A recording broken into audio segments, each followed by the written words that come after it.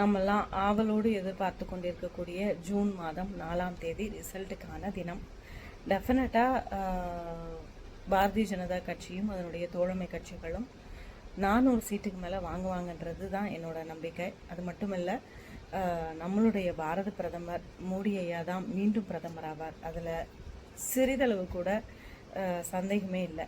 ஏன்னா அந்த அளவுக்கு ஆயிரக்கணக்கான நலத்திட்டங்களை கொடுத்துருக்காங்க, கோடிக்கணக்கான பயனாளிகள். அது மட்டும் இல்லை, தமிழகத்தில் அண்ணாமலை ஐயா சொல்லியிருக்காங்க, வெற்றி வந்து டெஃபினட்டாக 2 இலக்கத்தில் இருக்கும் அப்படின்னு சொல்லி, 2 இலக்க எண்ணில் இருக்கும் அப்படின்னு. என்னோட கெஸ்ஸு 11க்கு மேலே இருக்கும் அப்படின்றது.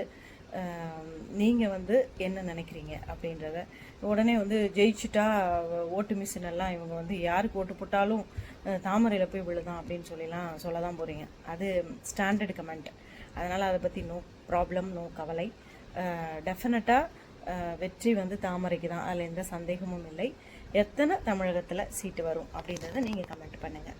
வாழ்க பாரதம், வளர்க தமிழகம்.